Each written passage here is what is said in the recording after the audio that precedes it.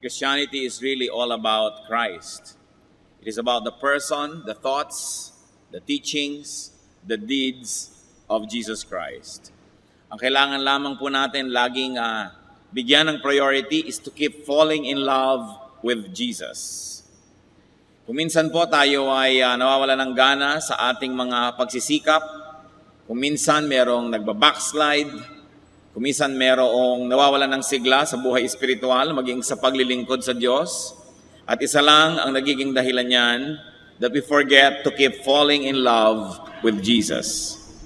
At ano po ba ang mga katangian ng Panginoon? Ano ba ang kanyang mga katuruan? Ano bang dapat maalala sa Kanya para lalo natin siyang mamahal at patuloy na lumago ang ating pakikipag-ibigan sa Panginoon? At yan po ang ating bibigyan ng tuon ngayon, the Lord's humility and propriety. Kung merong mga pagkukulang at panlalamig ang mga Kristiyano, ito ay sa pakikipag-ibigan sa Panginoon. At pag may kulang doon, nagkakaroon na ng mga ibang mga symptoms, iba't ibang mga pahiwatig sa iba't ibang bahagi ng ating buhay. Pero ang totoo noon, it is lack of love and love affair with the Lord. Aming Ama, nagpapasalamat po kami sa tagumpay nyo na sa kabila ng iba't ibang kalagayan namin, kami tinitipon nyo para makasamba sa inyo. We like you to be in the center of our fellowship, to be in the center of our lives. Now, Lord, take that central place. Sit on your throne of power and glory. Continue to receive our worship, our offerings, our thanksgiving, and may you dispense blessing to us right now. And Lord, may you find us continuously and consistently falling in love with you. Lord, may you let your face shine upon us, and may your words give us peace. May your words straighten up our crooked lives, and may your words be our light. Teach us, Father, be the speaker. We seek you confidently in the name of your Son, Jesus, our Lord and Savior.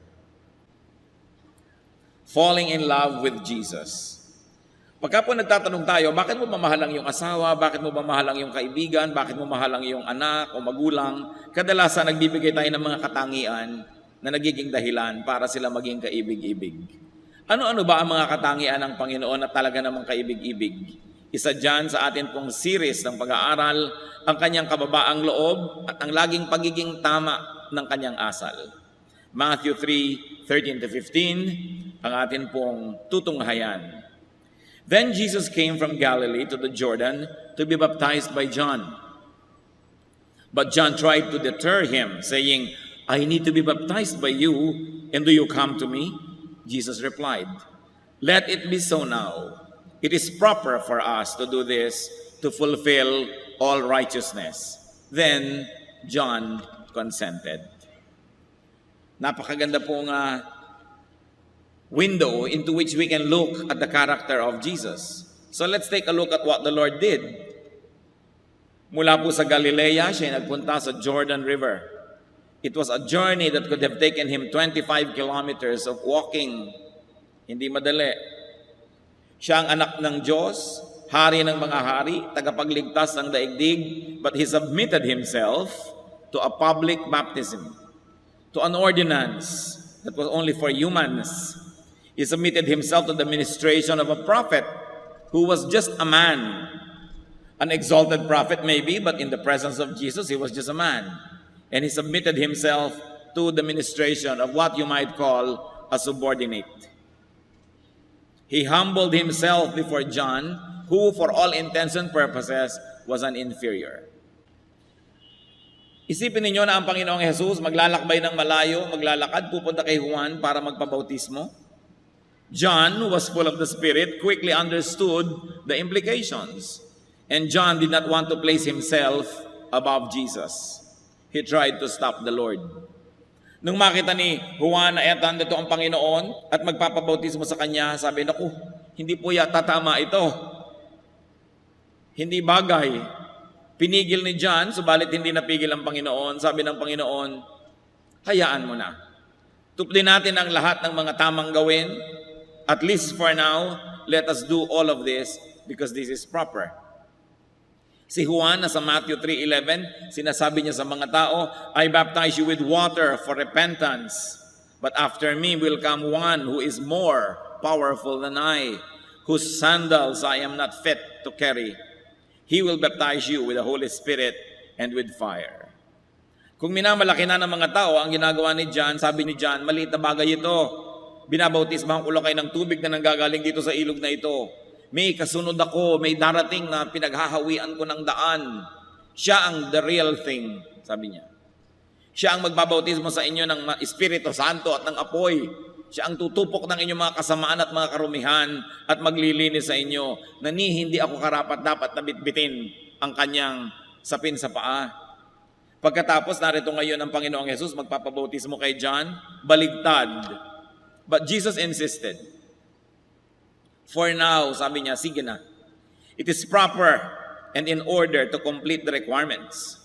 It is the proper, the correct, the beneficial thing to do at this time. So what can we learn about the Lord here? That the Lord was proper. He was proper. He obeyed the rules. He did not seek VIP treatment. And He showed and He led the way. Sabi naman niya sa John 14:6, I am the way. His way is the way. It is not just a way among many ways. It is the way. Kaya nakikita natin dito, napakagaling niya. Kung saan niya pinapupunta at pinadadaan ang kanyang mga tagasunod, ang kanyang mga anak, nauna na niyang daanan. Maging ang pagsunod sa tubig ng bautismo, sinunod niya. Wala siyang ipinagagawa sa atin na di niya naunang gawin. Wala siyang kabanalan, pagtitiis, pagsasakripisyo na hinihingi sa kanyang mga anak na hindi na niya naunang ginawa pa. Sa katunayan, may mga ginawa siyang hindi na niya ipinagagawa sa atin. Tulad ng mamatay sa krus, mapako doon. Ginawa na niya para sa atin. Subalit may mga ginawa siyang marapat lang sundin at sundan ng lahat ng kanyang mga anak. 1 Peter 2:21, to this you were called, because Christ suffered for you, leaving you an example that you should follow in His steps. Kaya maging sa simpleng pagsunod sa tubig ng bautismo, tayo ba'y nakasunod na dyan? O do we think we're exempted? Kung ang Panginoong Jesus, na hindi naman niya tunay na kailangan yun, ay nagpasailalim sa pagbabautismo, lalo naman ang kanyang mga anak. At lahat ng kanyang pinadadaanan, pwedeng pagkatiwalaan. We can trust the map that Jesus gives us because He had passed that way Himself. Kumisan po, meron akong nakitang mapa, dito ka makakarating, may note, 2 kilometers before the Catholic Church. Paano ko malalaman na 2 kilometers na before the Catholic Church? Before nga. Naiintindihan nila dahil taga-ron sila. Meron pang kalsadang putol to poblasyon. Pero doon ka pupunta. Paano ko malalaman na yung kalsadang yun ng to poblasyon kung hindi naman ako taga-poblasyon? Mahirap sundin ang mga mapa, lalo't ginagawa ng mga tao na hindi user-friendly ang pananaw. Pero ang mapa na ibinibigay sa atin ng Panginoon, dinaanan niyang lahat na test na niya. So alam niya, pwedeng pagkatiwalaan yun. Pag sinabi ni Lord, lumiko ka sa kanan, dumiretso ka, umakyat ka, sundin dahil nadaanan na niya. Kung ano pa man ang mga makikita niyo mga kapatid sa Biblia, mga katuruan ng Diyos, sinasabi niyo parang hindi yata ito practical, parang mahirap ito sundin. Magtiwala dahil ginawa na ng Panginoon yon. Now, sa simpleng ginawa ng Panginoon na pagsunod sa tubig ng bautismo, may mga malalalim na katuruan na maaari nating makita. Let's take a look at what the Lord taught and teaches through His humility and propriety. 2 very simple acts that He did. Matthew 3:16-17 sa pagpapatuloy ng ating binasa kanina. As soon as Jesus was baptized, He went up out of the water. At that moment, heaven was opened, and He, referring to the Lord Jesus Christ, He saw the Spirit of God descending like a dove and lighting on Him. And a voice from heaven said, "This is my Son whom I love. With Him I am well pleased." And He, the Lord Jesus Christ, heard it. After the event, because of the event that the Lord was humble, the Spirit of God descended and lighted on Him. And the Father in heaven affirmed Jesus as His Son, beloved by Him, pleasing to Him. Jesus saw and heard these wonderful events. His humility and correctness made him see and made him hear. Tayo po ba nakakakita ng dapat makita? Nakakarinig ng dapat marinig? Maaaring may mga bahagi ng ating buhay na merong dapat na tayong nakita, karunungan, realization, katotohanan, pero hindi natin nakita dahil tayo nagmamataas. Maaaring merong pagtutuwid, direksyon na ibinibigay, pero hindi natin marinig dahil tayo binibingi ng ating mga kataasan, mga kayabangan. Pag tayo hindi na lumalagay sa lugar, sobrang taas ng pagtingin sa ating sarili, nabubulag tayo sa mga dapat makita. Nabibingi tayo sa mga dapat marinig. But the Lord's humility exalted him. Luke 18:14, everyone who exalts himself will be humbled, and he who humbles himself will be exalted.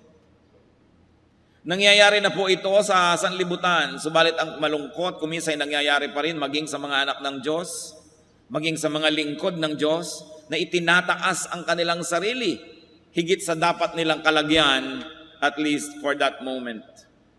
Dapat ganito ako, dapat ako bigyan ng church ng kotse, dapat bigyan ako ng laptop, dapat bigyan ako ng malaking bakasyon, bigyan ako ng allowance, bigyan ako ng ganyan at ganito. Pero tingnan mo, may bunga ba? Ano ang bunga? Wala namang bunga, ay gustong pumitas. Kasi nagmamataas, itinataas ang sarili. Dapat ba inaw ay ganito na ako? Dapat ay umasenso na ako? Wala po bang Diyos sa langit na nakakakita ng lahat ng bagay? Isang Diyos na makatarungan na hindi ka ba niya bibigyan ang dapat mong matanggap kung talagang karapat-dapat? But a person can only known by his fruits. Sabi ni Lord, you will know them by their fruits. Huwag kayong padadaya sa mga pangako. Huwag kayong padadaya sa mga magagandang salita.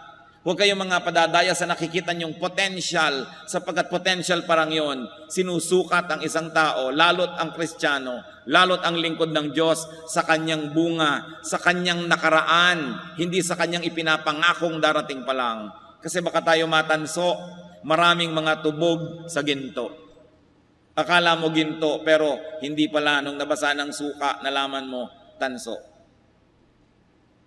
Sapagkat itinataas ang sarili, nakabaligtaran ng nakakapagpalugod sa Diyos. Humility, propriety pleases the Father in heaven. Dahil ang Panginoong Yesus ay nagpakambaba, nadinig niya ang tinig ng Ama sa langit, ikaw nga ang anak kong kinalulugdan ko't aking pinakamamahal. At ang Espiritu ng Diyos ay lumapag sa kanya na mistulang kalapati. Napuspos siya ng Espiritu. Nakikita, nadidinig yung patotoo ng langit na ito nga'y kinalulugdan ng Diyos. Baka tayo'y madaya, mga kapatid. Kailangan nakikita at nadidinig na kinalulugdan nga ng Diyos ang ating pagtitiwalaan.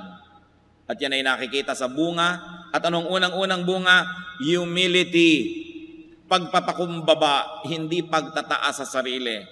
Hindi pagpuri sa iba at pamimintas sa bala ng nakapaligid. Hindi sa pagputol ng ulo ng mga nasa paligid para ikaw ang matirang pinakamataas at matangkad dahil pinugutan mo ng ulong iyong mga katabi. Hindi natutulog ang Diyos sa langit. Siya'y may katarungan at ibubunyag niya ang lahat ng ating mga kayabangan, ang ating mga kapalaluan, ang ating mga pagmamataas. May itinuturo dito ang Panginoon sa atin sa pagpunta niya kay Juan Bautista. Go to your John the Baptist. Go to the Lord's prophet, to the Lord's anointed. Go to the Lord's instrument. Siya ang pupuntahan, hindi siya ang papupuntahin sa atin. Mahirap ba sa Panginoong Jesus na sabihin, tawagin niyo si John at bautismohan ako dito. Pero siya ang nagsadya. Siya pa nga ang anak ng Diyos. Pero siya ang nagsadya doon sa lingkod ng Diyos. 2 Kings 1, 9-10, meron pong isang haring palalo. Ang lakas ng loob na ipatawag ang propeta. Then he sent to Elijah a captain with his company of 50 men. Biro nyo, isang kapitan sa hukbo at may kasamang 50 sundalo. The captain went up to Elijah who was sitting on the top of a hill and said to him, "Man of God, the king says, come down." Sabi ng kapitan, lingkod ng Diyos, pinatatawag ka ng hari, manaog ka. Elijah answered the captain, "If I am the man of God, may fire come down from heaven and consume you and your 50 men." Then fire fell from heaven and consumed the captain and his men. Isipin ninyo. Sabi niya, lingkod ng Diyos, bumababa ka dyan, pinapatawag ka ng hari. Sabi naman ng propeta, kung totoo ang sinabi mo na ako'y lingkod ng Diyos, kung ganoon ako'y pinagpapalat pakikinggan ng Diyos, nawa ay umulan ng apoy at masunog kayong lahat dyan. And instantly, umulan ng apoy at nasunog nga silang lahat. Isang leksyon, huwag nagmamataas, huwag ipinapatawag ang lingkod ng Diyos, kahit ka donor, kahit ka nagbibigay. Do not make God's servant come to you unless you are bedridden or in prison. Alam niyo ng Diyos, kaya malaki yung itinuturo niya, visit the sick, visit those in prison, kasi alam niya hindi makakalapit sa mga lingkod ng Diyos. So sa ganung mga pagkakataon, dapat ang lingkod ng Diyos ang lumapit. But on all other instances, you go to the servant of God, just like Jesus did. Siya na nga yung hari ng mga hari, ginawa niya, tapos tayo pa, ang hindi sumunod doon. Let your John minister to you. No matter how superior you may feel, no matter how superior you may think of yourself, or no matter how superior you may actually be, submit to God's chosen servants. Hindi komot meron kang PhD in English literature, ayaw mo nang umattend sa Bible study na hindi makapronounce ng F ang teacher. Kasi hindi naman grammar school yon. Ngayon, siyempre, maganda kung nakaka-pronounce ka ng V at F. Pero huwag mong hayaan na yung edukasyon mo at yung sa palagay mo yung mataas mong kalagayan ay maging hadlang para ka magpakumbaba sa presensya ng lingkod ng Diyos. Kung siya man ay hindi nagkaroon ng pribilehiyong magkaroon ng mataas sa pinag-aralan, kung siya ang ginagamit ng Panginoon, ay magpakumbaba ka. Nakita niyo po yung qualification ng Panginoon at ni John the Baptist, pagkalayo-layo naman noon, sobrang layo, pero siya ay nagpakumbaba. Si John ayaw nga sabi niya, hayaan mo na, itong marapat, itong tama, gawin natin. Hebrews 13:17, obey your leaders and submit to their authority. Gaano karaming mga anak ng Diyos ang nag-o-obey sa kanilang leaders at nagsasubmit sa authority? Gaano karaming mga assistant pastor, mga choir director, mga Sunday school teacher o principal ang hindi sinusunod ang kanilang pastor? Nagre-rebelyon, gusto magtayo ng sarili nilang mga kaharian. Obey your leaders and submit to their authority. Whoever aspires to be a leader must first be obedient to his own leader. Kaya kung hindi siya obedient, nakikita nyo na, hindi ito ang material to become another leader. Huwag tayong mapadaya sa mga pangakot, magagandang mga salita. Si Hitler may napakagandang magsalita, subalit napahamak ang halos ay kalahati ng mundo dahil sa ganda niya magsalita at mga nahikayat na sumunod sa kanyang mga panunukso. Ano po ang sabi ng Hebrews 13:14? They keep watch over you as men who must give an account. Obey them so that their work will be a joy, not a burden, for that would be of no advantage to you. Masyado pong casual ngayon ng maraming Kristiyano. They obey only as their convenience allows. They obey only as they deem fit. But on all other areas, ang sarili na nila ang kanilang sinusunod. Kaya nawawala yung kapangyarihan ng church, nababawasan yung kapangyarihan ng fellowship ng Panginoon na dapat sana isang marching, conquering, victorious army. But what happens to an army when there is insubordination? It will collapse. That's why it is important to obey the chain of command. What else does the Lord teach us through His humility? Be sensitive to moments that require submission and humility. Do not be consistently high or glorious or above others. Do not desire to be above others. Ang itinuturo ng Panginoon, magpaligsahan kayo sa pagpapakumbaba, hindi sa pagmamataas, hindi sa pagyayabang. Maging sa mag-asawa, mga kapatid. Hindi ba higit lalo kayong mai-inlove sa inyong asawa kung siya'y mapagpakumbaba sa inyo? Hindi ang yabang-yabang niya. Hindi yung tinatrato kayo na para kayong basahan. Yun na lang gusto niyang panoorin ang mahalaga, yung gusto niyang panoorin hindi na. So siya ang may hawak ng remote parate. Naranasan niyo na bang iabot sa inyo ng asawa, eto ang remote darling, ikaw naman ang masunod. Hindi, ako nagbabayad ng kuryente. Ako may hawak ng remote. No? Naging mas mahalaga na ba sa inyo kung anong ayaw niya, giniginaw na pala siya, gusto niyo temperature ng aircon, kayo naman gusto niyo parang nakano kayo sa Alaska. So magbalot ka dyan, gusto ko malamig. Hindi ba nawawalan yung pag-ibig, unti-unting nababawasan ng konti-konti, pero patuloy na nangyari yan, araw-araw, linggo-linggo, buwan-buwan, taon, mamaya, gusto na makipaghiwalay sa inyo? Kasi wala nang mahanap na iibigin. But if we outdo one another in being humble, especially mag-asawa, sa palagay ko, 99% ng mga paghihiwalay, mababawasan. Yung pagpapaka-humble. Hindi pagka nagagalit na, nagsusumbatan. Ako ang kumikita dito, dinampot lang kita sa lusak. Nagsusumbatan. Ang ganda-ganda ko nung araw, pinakasalan kita, etong nangyari sa akin. Kaya nawawala ang pag-iibigan because people become proud. Romans 12:3, do not think of yourself more highly than you ought, but rather, think of yourself with sober judgment. Ibig sabihin ng sober, yung hindi laseng. Sabi yung iba, laseng ang pagsukat nila sa sarili. Nalalasing sila, hindi tama ang kanilang judgment. Akala nila ang taas-taas nila. Akala nila ang runong-runong nila. Akala nila ang galing-galing nila. Sabi, think of yourself with sober judgment in accordance with the measure of faith God has given you.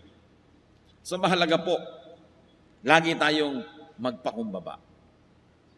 Pwedeng magaling na magaling tayo sa isang area of our life, pero on all other areas, may mas magaling na sa atin. The more specialist you become, the less you know about everything else outside of your area of specialty. Kaya dapat mas magiging humble ka pa. May 3 kang buhol-buhol na PhD, mas maging humble ka. Siguradong wala ka ng oras para pag-aralan ng ibang bagay. So sa mga bagay na yon, mangmang ka. Kaya dapat tayo ay mapagpakumbaba. What else does the Lord teach us? Be proper. Lumagay sa lugar. Kung ikaw ay may organisasyon, ikaw ay isang may sinusundan, maging masunurin. Meron ka ng mga pinamumunuan, mamuno ka talaga. Hindi ka naman makapamuno. Hanggang doon na lang ang kaya mo, dahil hanggang doon ka lang, ayaw mo pang may ibang mamuno sa mga tao. Wala tuloy mangyari sa lahat. Because a leader can only bring his people up to where he or she could go. Kung hanggang doon ka lang, hanggang doon na lang ang iyong leadership. So you must allow others to minister. Hindi mo sosolohin. Lalagay tayo sa lugar, mga anak, igalang ang mga magulang. Mga magulang, mahalin ang mga anak. Respect God's chosen servants. Nakita nyo, pinaulan na ng apoy. Itatanong ko nga sa Diyos kung meron pa akong ganong prerogative din, magpaulan ng apoy. Marami na sigurong natupok, buti na lang at hindi ko naiisipan ng mga bagay na yan. At kung wala ay mabuti siguro. Dahil the human nature will say, Lord, tupukin mo siya, tupukin mo siya. Because so many people can break a pastor's heart in so many ways. Because you always expect your leaders to be supermen. Lagi na lang kayo i-encourage, ine-encourage nyo ba naman? Lagi na lang kayo uunawain ba nyo naman? Laging kayo ang i-feed, finifeed nyo ba naman? One way makipagrelasyon ng maraming mga Kristiyano. Ang motto lang nila, give me. They always get and forget. Anong gusto nila sa kanilang mga spiritual leaders? You always give and forgive.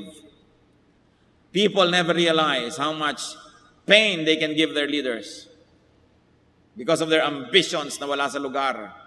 Because of their complaints and high esteem about themselves na hindi naman bagay. Because of their rebellions and disobedience.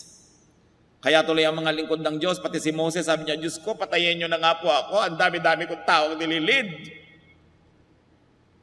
Pati si Elijah, patayin niyo na ako, Lord. Ang dami mga prophet, talaga namang narating na yata yung napuno na sa mga tao. Because people are not humble. Instead of being humble, people are proud. Of course, the Lord showed the way. And another lesson is to fulfill all righteousness. Do not cut corners. Do not insist on personalized treatment. on being exempted from the rules. Maraming mga Kristiyano lagi gusto exempted. Pag magpe-pray na ang elder, ang pastor, o mag-pray na kayo, pwera na siya, hindi na siya makikipray. O mag-fast kayo, mga prayer warriors, pero yung siya hindi nagpa-fast. Exempted, the Lord showed the way. He got his feet wet. He led the people. So behold Jesus, the humble one, the proper one. Know and live by what is proper. Kailangan doon po tayo nananahan, tumitindig doon sa tama, sa correct, sa decente. 2 Corinthians 8:21, for we are taking pains to do what is right, not only in the eyes of the Lord, but also in the eyes of men. Gawin ang tama. Tama bang itaas ang sarili, ibaba ang iba? Tama bang pintasan ang iyong organisasyon para magmukha lang na ikaw ang tama? Tama bang pagmukhain mong masama ang iba para lang pagmukhain mo ang sarili mong mabuti? Kung meron po tayong mga tanong na dapat itanim sa ating laging isip, pwede niyong idikit sa inyong refrigerator, isulat sa inyong mga bulletin board. A beautiful question to always ask is it proper? Is it proper? Merong isang rebellious teacher, merong isang rebellious na assistant, merong isang rebellious na ganito. Is it proper to support them? Is it proper? Tama ba? Yun ang itanong. Is it the proper way? May nagmamataas, papalakihin mo palalo yung ego. May nagrereklamo, lalo mo pang susulsulan. May nagagalit, lalo mo pang gagalitin. Is it the proper way? Or should we give balance? Kaya kung minsan may mga tao nagpapakounsel sa inyong lingkod, kung minsan gusto na yatang sumama ang loob, akala laging kinakampihan ko yung kanilang isinusumbong. Pero di ba yun ang tama? Pag may nagsusumbong sa'yo, pag may nagagalit, bigyan mo naman siya ng balance, bigyan mo naman, baka naman hindi ganoon, baka ganito naman yung ibig sabihin ng kinakalaban mo. Hindi yung gusto mo lang kampihan ka ng kampihan.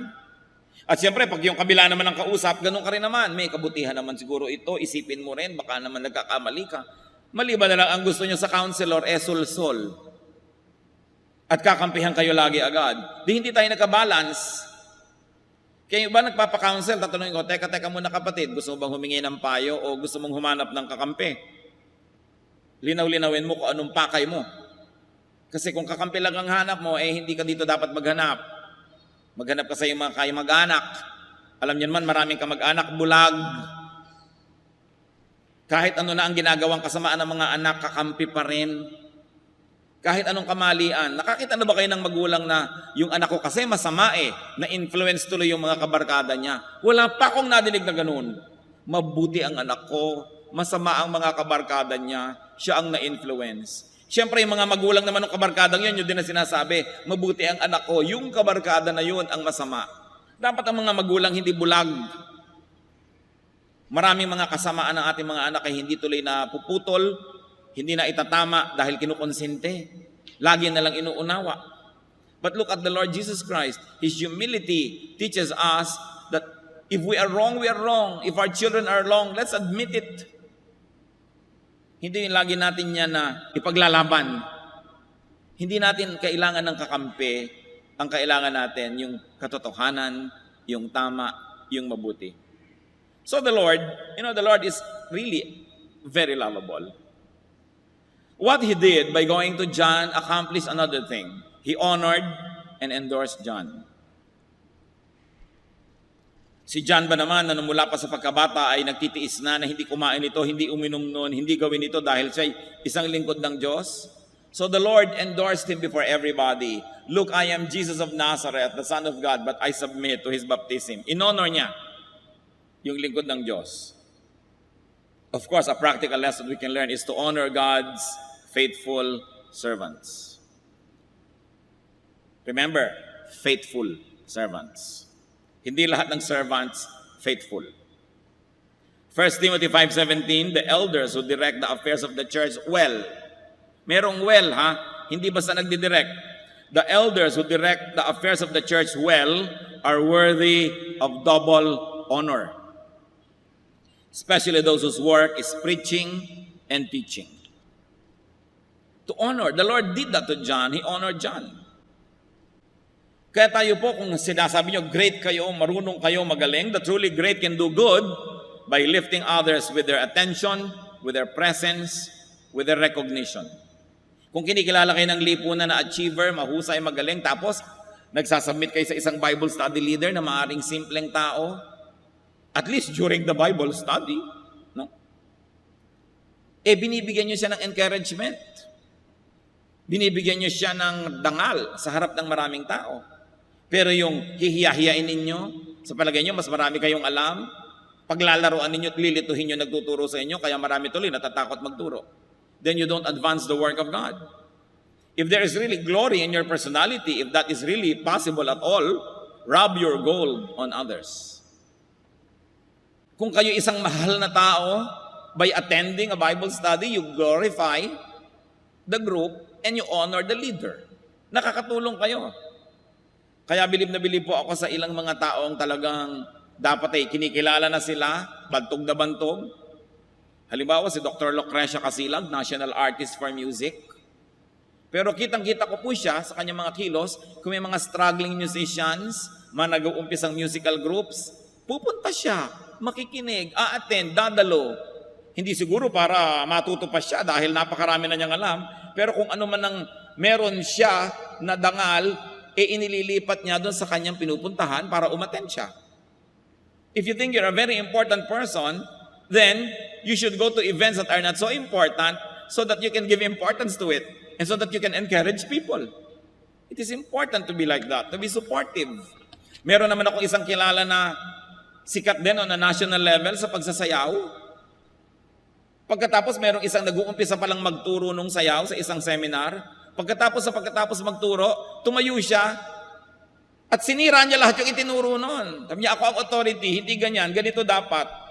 Nakabasag siya ng puso ng isang nag-uumpisa pa lamang. Hindi naman ikamamatay yung nadinig ng mga nakinig, hindi niya kailangang ibahin doon sa oras na yun mismo. Ito'y maling paggamit ng authority or glory. If you think you're very good, encourage those who are just starting. Don't kill their enthusiasm.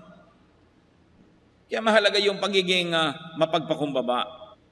And we should love the Lord for His humility, for His propriety, His social correctness, and to love the Lord for His respect for the system. Meron siya respeto doon sa system. And if you're going to love people for humility, for their propriety and respect for the system. Brothers and sisters, let's be more personal. Let's be more lovable by being humble ourselves, by our correctness and properness, by our respect for the system. Let's be like Jesus. And one reminder, do not abuse the humble. Hindi naman ko may mapagpakumbaba ay aapihin mo na. Hindi ko may mapagbigay at mapagpaubaya ay lagi nang ikaw ang mauuna. Recognize and do not abuse other people's humility, so that you will encourage them to continue being humble. And you will teach lessons to those who are watching that they too can be humble because the humble people don't get abused. Kumusta po ang ating humility quotient? Panginoong Diyos, sa sandaling ito, nagpapasukat po kami sa inyo, nagpapasuri. Pakicheck niyo, Panginoon, ang kalagayan ng aming kababaang loob. We know, O Lord, that you don't want us proud. Satan wants us proud. Because when we are proud, nobody likes us. When nobody likes us, we're alone. And when we are alone, it is easy for Satan to manipulate us. Give us this wisdom to understand, O God, that it is in humility where victory is. Victory is in humility, not in arrogance. That arrogance is of the devil. That pride was the sin of Satan. Lord, check our hearts. We like to learn from you, Lord Jesus, to be humble, to be correct, to be proper.